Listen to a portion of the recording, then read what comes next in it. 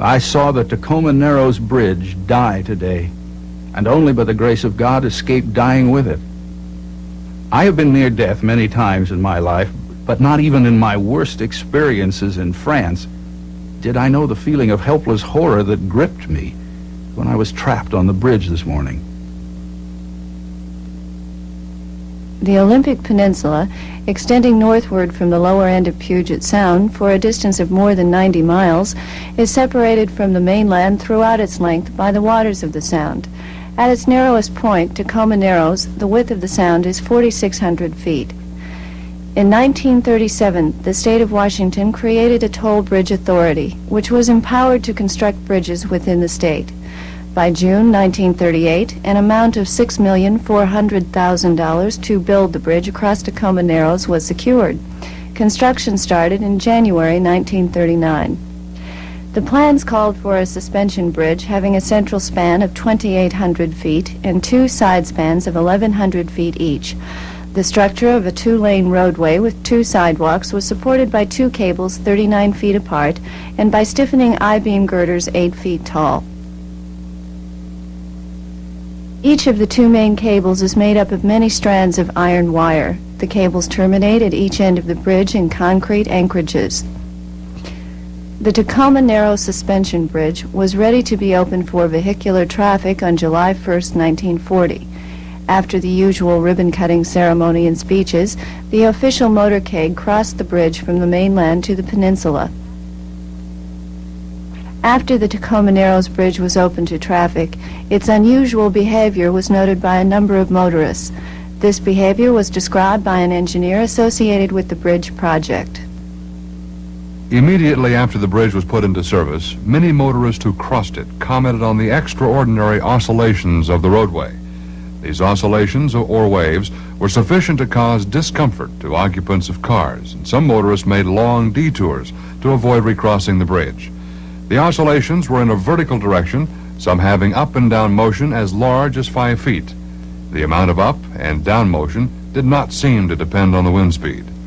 It seemed wise to us to make a systematic series of observations of the oscillations of the bridge. We observed, first, motions of considerable magnitude with wind velocities as low as 3 or 4 miles per hour. And second, the violence of motion was not proportional to the velocity of wind.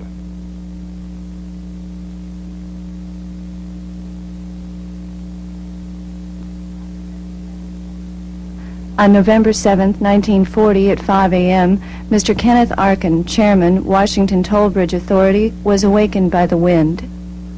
I got up and drove to the Narrows Bridge to check it. I went to mid-span and measured the velocity of the wind to be 38 miles per hour. The bridge bounce was noticeable, but of no great magnitude. Hurrying back to the observation house, I encountered Mr. Farquharson, our consulting engineer. While Ken Arkin was at the observation house, I went to a position on the axis of the bridge to photograph its motion. Suddenly, a motion of catastrophic proportions developed.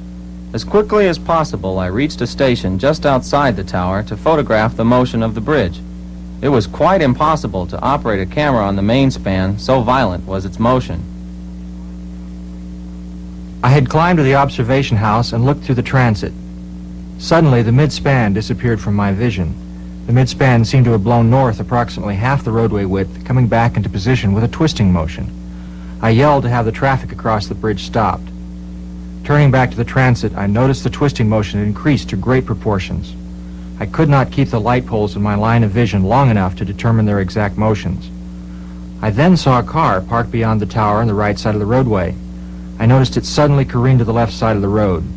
The driver fell out, grabbed the curb, and hung on for what appeared to be several minutes. The bridge calmed down sufficiently for him to struggle in.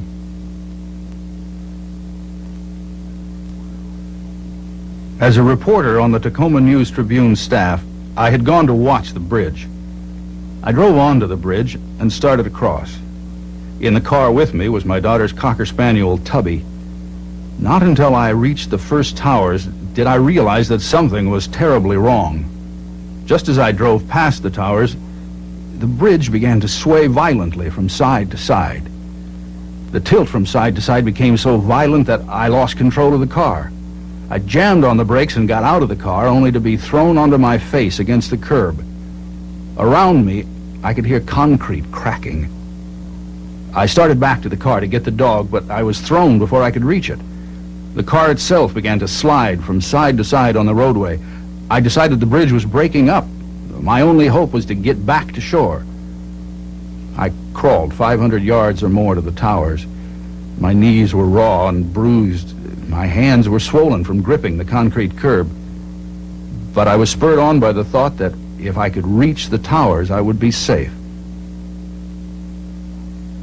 I made an effort during a momentary decrease in the violence of the bridge motion to reach the car, but the car began to shift about in a most alarming manner. While I was out on this portion of the span, I took the opportunity to examine the state of the bridge. As far as the eye and ear could detect, the oscillations were causing no distress in the girder. Then, as I was sighting along the outside edge of the bridge, I saw a distinct break in the steel I-beam. From this point on, failure occurred so rapidly that observation was difficult and impression and fact are somewhat mixed. A whole section fell out of the bridge. After this first section fell, the whole bridge, almost at once, ceased its violent twisting motion and fell into a much easier vertical motion. The failure became progressive along the main span, the shock of each successive unloading of the main span producing a corresponding shock in the side span from which I was attempting to make observations. 2 of these shocks were of sufficient force as to throw me violently to the deck. Those who stood on the shore and watched the bridge in its death agony still can have no conception of the violence of movement felt by one out beyond the towers. Safely back at the toll plaza, I saw the bridge in its final collapse and saw my car plunge into the Narrows.